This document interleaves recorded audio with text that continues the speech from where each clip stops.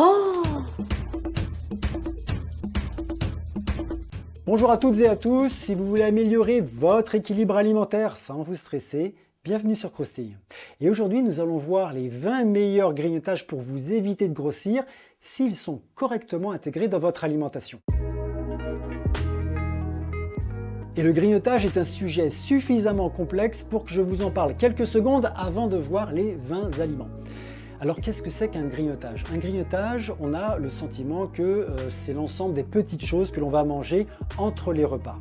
Cette définition n'est pas tout à fait exacte parce qu'on peut très bien prendre des collations entre les repas, ce ne sont pas des grignotages, comme on peut très bien manger des petites choses pendant le repas, par exemple un petit bout de pain en débarrassant la table, un petit bout de poulet dans l'assiette des voisins, un petit peu de tarama sur un petit bout de pain vite fait, etc.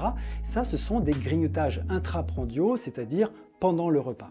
Alors, ce qui définit un grignotage, c'est plutôt la façon de manger quelque chose, c'est-à-dire souvent des petites choses fragmentées et surtout avec une conscience de l'acte qui est partielle, c'est-à-dire qu'on ne se rend pas vraiment compte de ce que l'on fait, voire on ne se rend pas compte du tout. Alors l'exemple type du grignotage, c'est le cas de la personne qui va rechercher son biscuit, et elle tombe sur le sachet vide en se disant « mince, je l'ai déjà mangé ».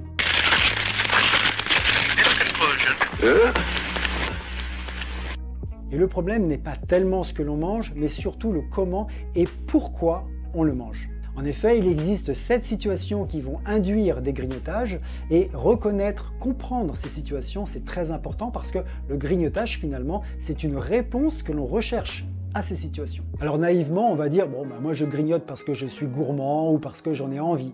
Mais la question, c'est pourquoi j'en ai envie.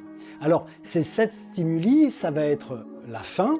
Évidemment, j'ai faim, je vais grignoter, ça c'est un réflexe assez naturel. Mais ça peut être aussi tout simplement la soif. J'ai soif, j'ai l'impression d'avoir faim, tout simplement parce que dans le cerveau, si vous voulez, le centre de la faim et de la soif sont très très proches et parfois les signaux sont un peu brouillés. On a l'impression d'avoir faim, mais en réalité, on avait soif. Alors ça peut être lié à un stimuli extérieur, par exemple la vue d'une pub particulièrement bien faite, une odeur particulière, par exemple de chocolat, qui me donne envie de chocolat. Ça peut être le bruit aussi d'un papier de bonbon qui me donne envie de ce bonbon, etc. Un peu comme des réflexes pavloviens, où là j'ai un stimuli qui engendre automatiquement un désir de grignoter. Mais l'envie de grignoter a souvent comme origine un état émotionnel particulier, un stress, une angoisse, une anxiété ou un état positif. Ça peut être un état euphorique lié à une bonne nouvelle, etc. et qui va induire un besoin compensatoire par l'alimentation. Parfois, les grignotages ont comme origine tout simplement des habitudes profondément ancrées où la personne va instaurer des grignotages rituels dans sa journée ou bien un comportement assez réflexe à table. Elle va picorer des petites choses et ça, généralement, c'est très profondément ancré dans le comportement alimentaire de la personne. Une autre cause possible au grignotage, vous vous en doutez, c'est une réponse à l'ennui. Lorsque l'on s'ennuie, on est dans une recherche de satisfaction, de plaisir immédiat et le grignotage, c'est justement une satisfaction immédiate, en tout cas normalement, parce que sinon, on recommence. Et enfin, tout simplement, lorsqu'on est fatigué ou qu'on a une petite baisse d'énergie, eh bien très souvent, un petit grignotage nous donne l'impression de nous rebooster. Alors vous voyez, le grignotage, c'est un sujet très complexe et le travailler correctement nécessite une approche comportementale et donc un petit peu de temps et de technique. Ceci dit, bientôt sur Croustille, je vais vous proposer un programme spécifique pour vous aider à vous en débarrasser, mais ça, j'y reviendrai bientôt et vous serez de toute façon avertis. Et en attendant, voyons ensemble les 20 meilleurs grignotages pour vous éviter de grossir, alors répartis en 10 plutôt orientés sucrés et 10 plutôt orientés salés. Et à la fin de cette vidéo, je vous donnerai 4 astuces indispensables pour que ces extras vous soient vraiment utiles sans culpabilité.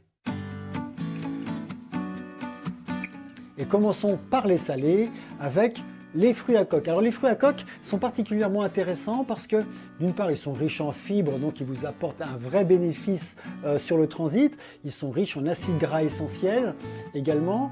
Et puis ils sont pauvres en glucides, donc peu impactants sur votre stabilité glycémique. En plus, en termes de sensations alimentaires, leur croquant apporte une vraie sensation de rassasiement intéressant. Les lupins et les pois chiches, alors vous pouvez soit les consommer tels quels en sortant d'une boîte de conserve, soit vous pouvez les faire revenir, les faire griller à la poêle ou au four. En tout cas, ils sont très riches en protéines végétales et en fibres. Les edamame qui font partie de la famille du soja, donc très riches en protéines, en fibres également. Alors si vous pouvez essayer de les choisir en cosse, parce que ainsi vous mettrez plus de temps à le consommer et vous en aurez une meilleure conscience. Le fromage qui fait partie des aliments les plus riches en goût et les plus appréciés. Alors mon conseil, c'est de prendre le fromage qui vous fait le plus plaisir, pas forcément des pâtes pressées sous prétexte que c'est un petit peu moins calorique. Prenez le fromage qui vous fait le plus plaisir, mais il faut être sûr que vous soyez capable d'en maîtriser la quantité.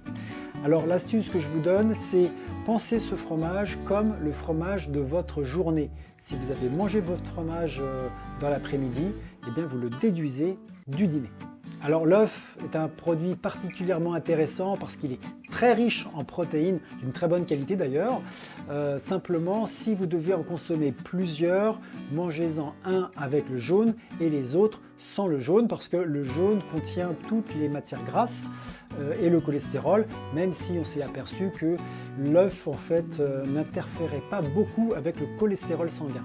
Alors les charcuteries maigres, par exemple le bacon, le jambon de volaille, parce qu'il est très riche en protéines, il a un fort pouvoir rassasiant et comme il contient quasiment pas de glucides, n'interfère pas beaucoup avec la stabilité de la glycémie.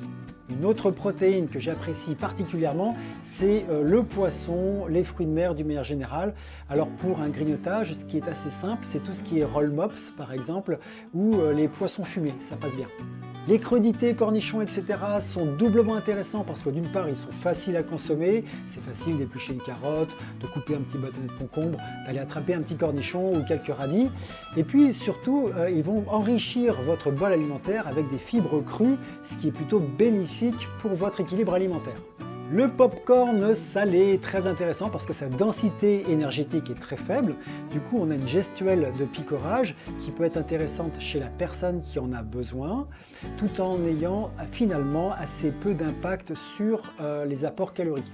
Par contre, attention, comme toute céréale soufflée, en fait, l'impact sur la glycémie peut être non négligeable. Donc, maximum une grosse poignée. Les petites soupes en sachet lyophilisées, alors certains vont vous dire « Oh là là, c'est bourré de sel, c'est industriel, c'est mauvais, etc. » Rassurez-vous, dans le cadre d'un grignotage, c'est un produit qui peut être intéressant parce qu'il va vous apporter pas mal de rassasiement, une vraie sensation de remplissage avec finalement une densité énergétique assez faible. Et passons au 10 grignotages sucrés avec comme chef de file incontesté le chocolat. Alors évidemment, essayez de choisir si vous pouvez du chocolat noir parce qu'il est beaucoup moins impactant sur votre stabilité glycémique. Et si vous avez du mal à en gérer les quantités, ce que je vous conseille, c'est soit d'acheter une tablette par semaine, une tablette de 100 grammes, voire 200 grammes pour certaines personnes, ça dépend des cas. Mais achetez forcément votre tablette à vous et vous en gérez comme ça la répartition sur votre semaine. N'achetez pas plusieurs tablettes d'avance. Ou bien l'autre conseil qui peut-être marche un peu moins bien, c'est d'acheter le chocolat dans des petites mignonnettes, c'est-à-dire des petits emballages individuels. Ça n'empêche pas certaines personnes à en déballer une quinzaine d'un coup. Les produits laitiers ou les alternatifs végétaux qui sont intéressants parce qu'ils sont à la fois très riches en protéines, ils créent un gros effet ballast dans l'estomac et sont souvent assez longs à digérer. Quand on recherche du volume et du poids dans l'estomac, c'est ce qu'il vous faut. Le pain complet, tout simplement parce qu'il est à la fois très rassasiant et lorsqu'on le mange seul comme ça, généralement une petite quantité suffit à nous apaiser. Les crèmes glacées végétales, alors il en existe de plus en plus sur le marché, elles sont intéressantes parce qu'elles ont une densité énergétique assez faible, comptez environ 60 kcal par boule, et donc une boule de glace consommée, dégustée correctement peut apporter une très grande satisfaction. Les fruits frais ou fruits déshydratés, voire même les compotes, peuvent être intéressantes parce que à la fois ça vous apporte des fruits avec des fibres et tous les bénéfices des fruits en phytoéléments. Évitez simplement les fruits secs qui eux sont trop concentrés en sucre. Bien évidemment, tous les fruits ne se valent pas parce qu'ils n'ont pas tous la même concentration en sucre. Mais comme j'aime bien vous gâter, eh bien je vous ai préparé un petit fascicule que vous allez pouvoir télécharger gratuitement.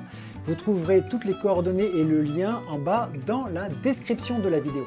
Les céréales du petit déjeuner qui peuvent être très intéressantes pour les personnes qui aiment picorer, et plutôt que d'aller taper dans les biscuits et autres cochonneries, et bien parfois des petites pétales de céréales riches en fibres peuvent être beaucoup plus intéressantes. Enfin, pour ceux qui le souhaitent, il existe de plus en plus de marques qui font des barres de céréales diététiques sans sucre. Elles sont intéressantes, mais faites attention qu'elles soient vraiment très peu sucrées. Tout simplement les bonbons et les chewing-gums sans sucre qui en réalité contiennent des sucres non cariogènes, c'est-à-dire qui n'induisent pas de caries et qui globalement sont 30% moins caloriques que les sucres traditionnels. Alors ces produits peuvent être intéressants chez la personne qui va rechercher juste le goût du sucre. Et pour terminer, deux petits grignotages qui peuvent nécessiter une petite préparation, ce sont les petits puddings de chia et les perles du Japon qui sont faits à base de tapioca.